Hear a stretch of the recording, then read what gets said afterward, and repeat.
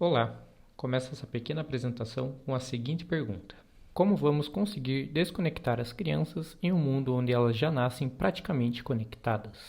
Essa é uma pergunta que muitos querem a resposta, principalmente os pais, que utilizam celulares e tablets para conseguir distrair as crianças e assim possam fazer suas atividades recorrentes. Porém, esse método não é muito recomendado, pois isso causa uma distância na convivência entre pais e filhos, pois eles ficam focados no que estão fazendo e assim não existe uma conexão de afetividade, que é muito importante para ambos. Em alguns casos, quando há pais descuidados, eles não têm muita noção do conteúdo que as crianças estão consumindo e nem por quanto tempo elas utilizam os aparelhos.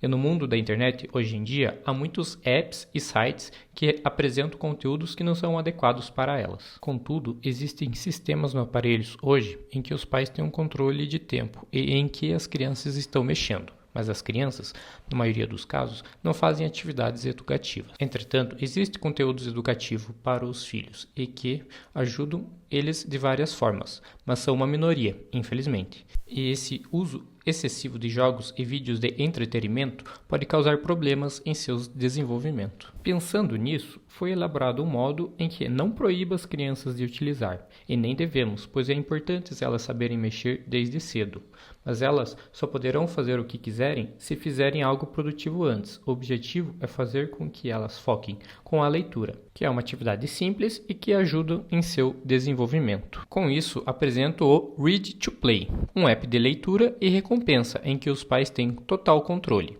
Veja por quê.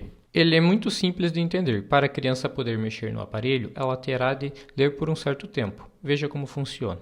São centenas de livros disponíveis para várias idades, pensando entre 5 e 12 anos. Ela pode escolher e se imergir no mundo da leitura. Os pais poderão estabelecer quanto tempo elas podem mexer depois de realizar a leitura. Para evitar que elas apenas finjam que estão lendo, haverá perguntas relacionadas ao texto e só depois de responder corretamente o aparelho estará disponível. Faz com que os pais e filhos tenham uma boa conexão. Os pais podem saber que tipo de livros as crianças gostam. Os filhos podem tirar dúvidas ou até ler junto com os pais quando tiverem dificuldade. O app tem uma aparência de jogo, para que a atividade não fique tão tediosa. Um app pensado para não proibir o uso, mas sim fazer com que as crianças tenham uma noção que, para poder se divertir, elas devem fazer suas responsabilidades. Primeiro a obrigação e depois a diversão. E é isso. Muito obrigado.